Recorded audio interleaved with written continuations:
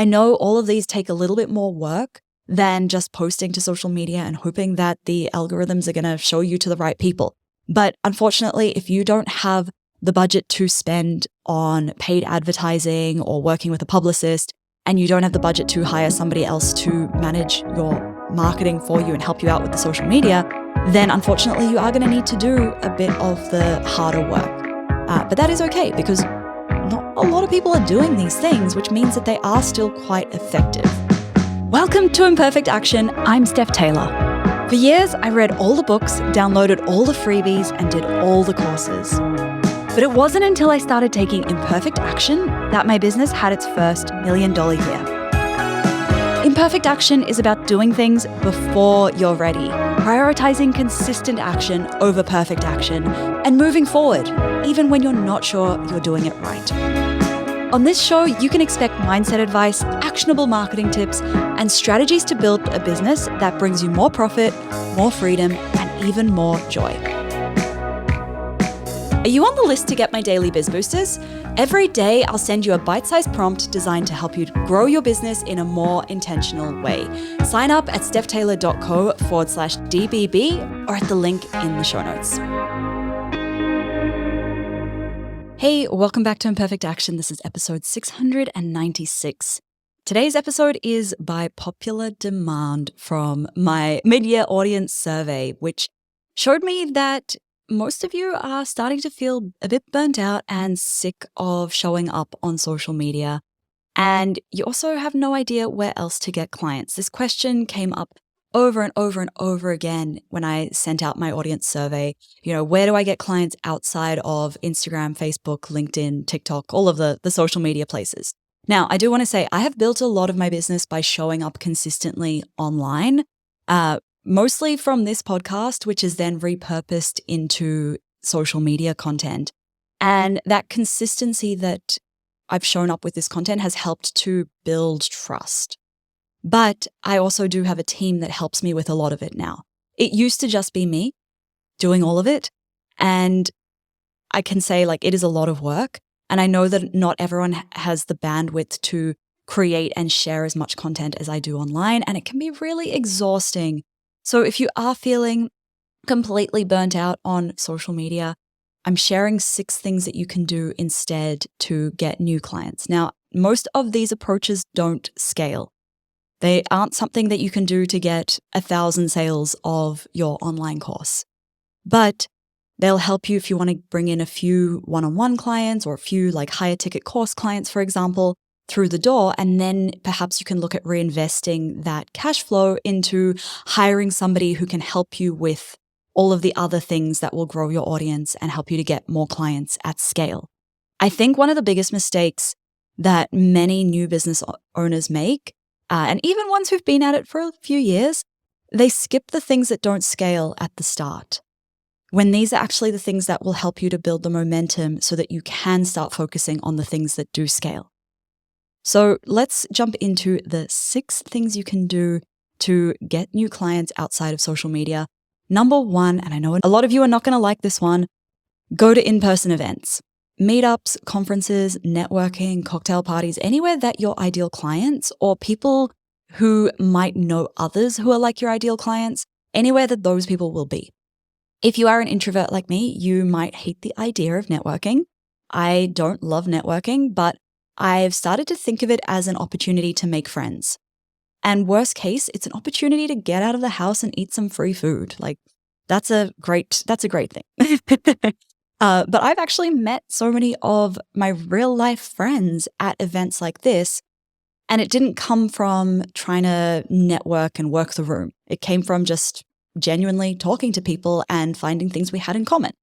And even if the people you are building relationships with aren't ever going to buy from you or ever work with you, you never know what opportunities might present themselves in the future. Some of my friends who I've met at events, we've done podcast interviews together. We've done cross promotions and collaborations, all of those kinds of things. And, business can be lonely at times as well. And it's really nice to get away from your laptop screen and interact with real humans, not just in the virtual social media world. Number 2, ask your network. ask your friends, your family, your peers, ask them, say, I help this ideal client, whoever your ideal client is, to do whatever it is that you help them to do.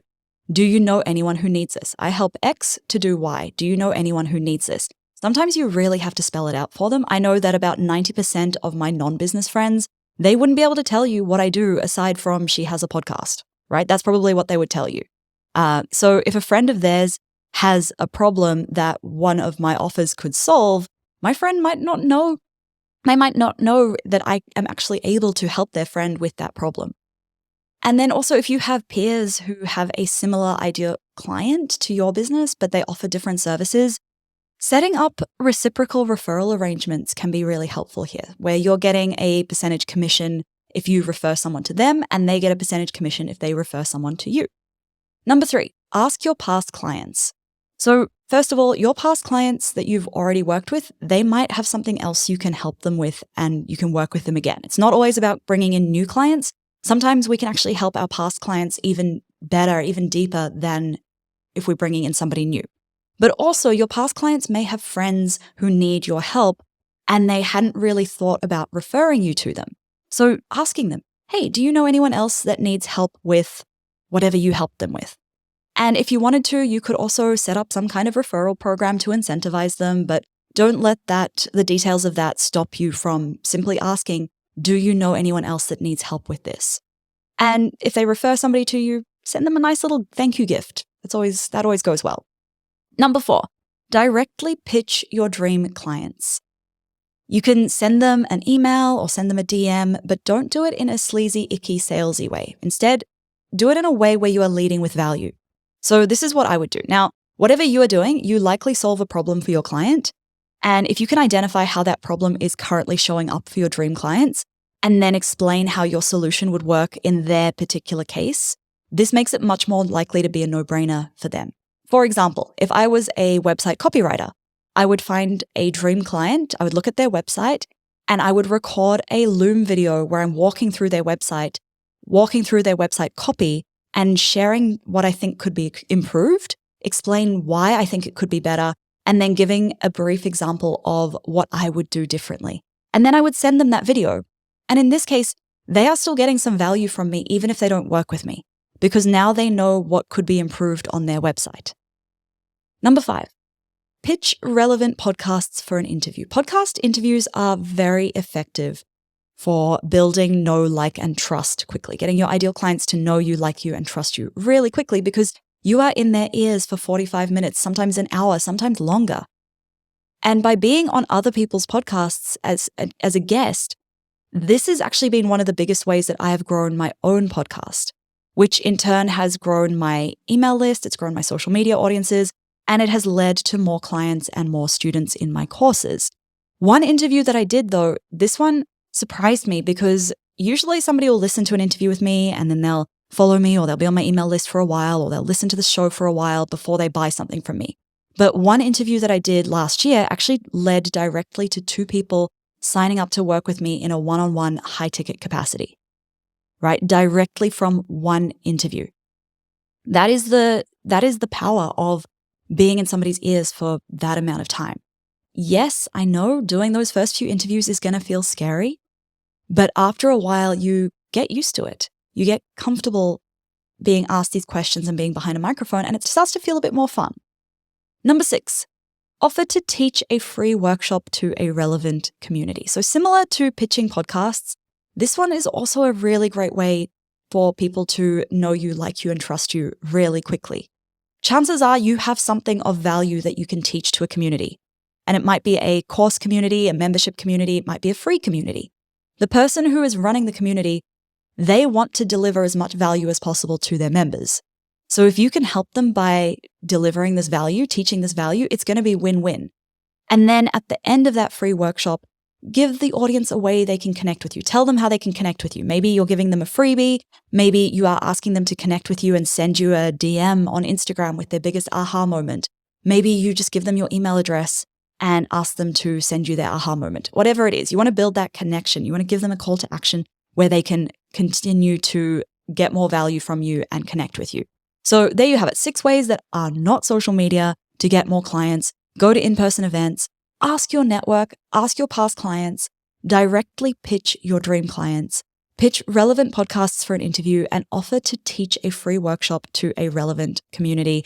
I know all of these take a little bit more work than just posting to social media and hoping that the algorithms are going to show you to the right people.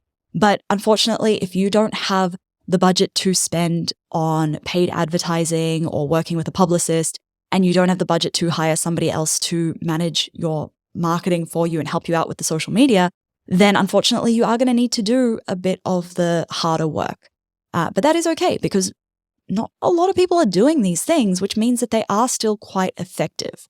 All right, so that is it for today's episode. If you have learned anything from any of my episodes so far, please take 30 seconds to leave a quick rating and a review. I read all of them. It reminds me and my team that it is worth, all of the work that we are putting into this show. It's worth it because we are helping real humans. Thank you so much for listening. Catch you next time.